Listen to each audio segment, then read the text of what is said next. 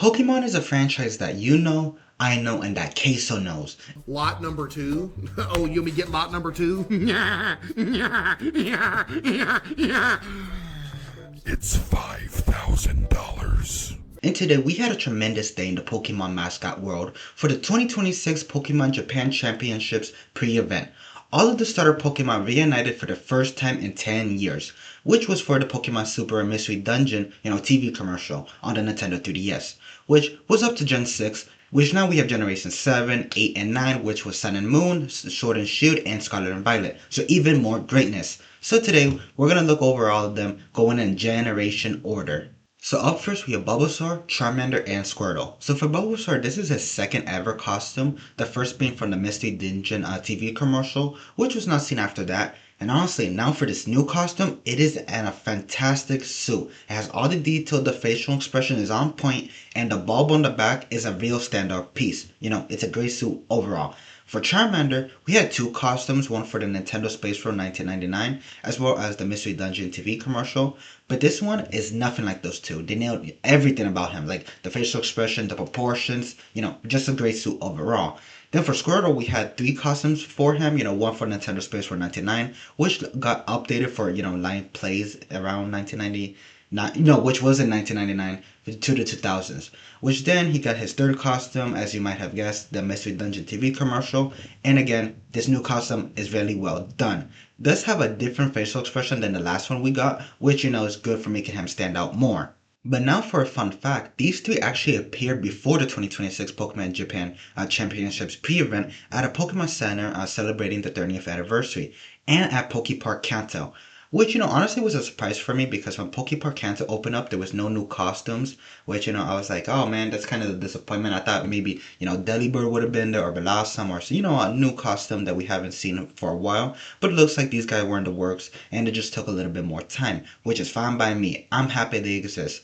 Also, it took the Pokemon Company 10 years to give us Gen 1 starters as costumes, which, what?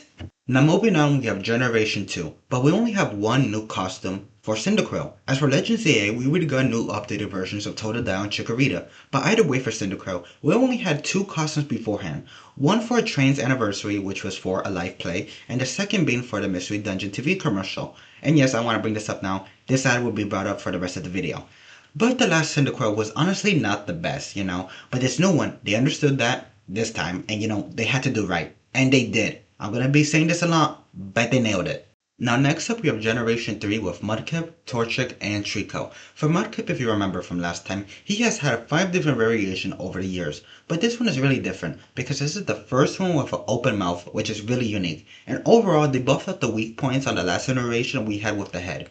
For Torchic, we had two costumes, one in the early 2000s and the other in the mid 2000s, the difference being the beak, the wings, and the head. But for this one, it has fuzzy wings, like something on like those fuzzy blankets, and the legs are made of the material from like a raincoat, which is different, but it works. And lastly, for Trico, we had two costumes for him, one for a 2005 live play, and the other being for the Mystery Dungeon TV commercial. But fun fact, this is actually one of the few costumes used outside of the ad being seen out in public. Anyways, for this iteration, they went completely the other way from what I expected. More chibi, a much bigger head, and a set of eyes that actually sit more inside of the costume. For me, it looks like if there was like a baby version of Trico, like a pre-evolution of Trico. That's a bad stutter. But, I really do like it. Now moving on for Generation 4, we have Piplup, Chimchar, and Turtwig. For Piplup, this is not a new suit, this is one that has been around for a while, which also goes for Chimchar. The only new costume there is for Turtwig, but it looks like it could have been a reused suit. So recently I found out Turtwig had one undersuit this whole time, which I thought there was only one, but this version of Turtwig had an open mouth, but this was an all-four costume, which, meant it worked on all fours. So this new costume that of 2026 is new, but it's something we have seen for just a small moment in time, which, is a neat callback. It's able to stand up and has an open mouth, which, I like that. It's very different.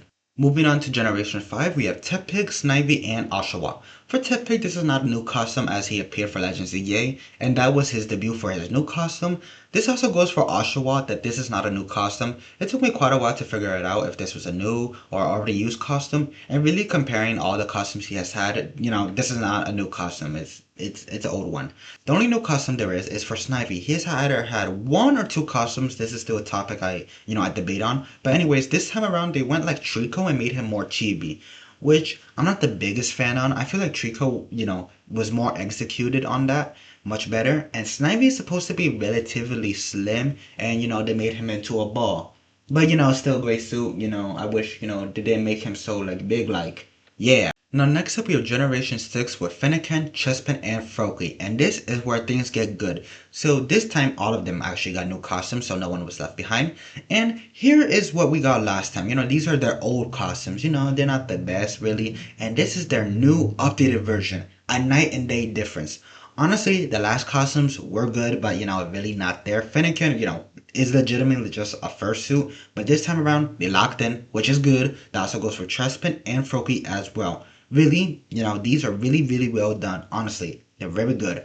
I think these are the best costumes for the starters outside of Gen 1, hands down. Very good. I really like them a lot. Moving on for Generation 7, we have Rowlet, Litten, and Poplio. And looking at these guys gave me quite the confusion. At first, I thought they were new, and then I thought, wait a minute, aren't these already the existing costumes we had of these guys? But looking more closely, they are different.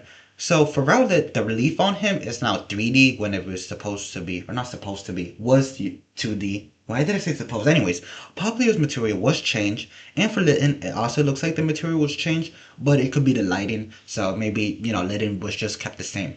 But 100% Rowlet and Poplio were updated. Not the biggest of things, but the same. Don't fix what ain't broke. Now for Generation 8, we have Grookey, Scorbunny, and Sabo. And these are not new costumes, these are the ones we had since Sword and Shield release, but still great costumes.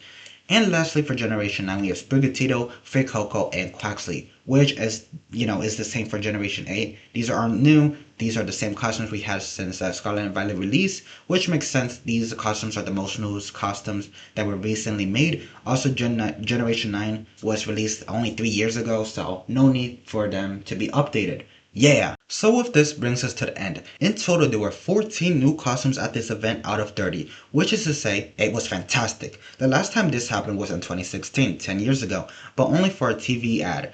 Hopefully with all these new costumes, Pokemon, the Pokemon company actually puts them into use instead of doing the same mistake they did last time. I would like to see them used more often, Pokemon company. I know you're not watching this, but that's a shout, please.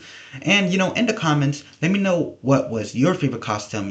For me, it has to be the entirety of Generation 6, for the starters with Chico, but also Gen 1 is there, which, Bulbasaur, one of my favorite starters, finally got a new costume. Yeah. So you know what? Actually, I love them all. They're all great, all good, yeah. And if you enjoyed this video, let me know what other costumes you would like to see me talk about for any franchise or movie or show or game, anything really. I want to talk about more. Yeah. And if you enjoyed this video, don't forget to like and subscribe.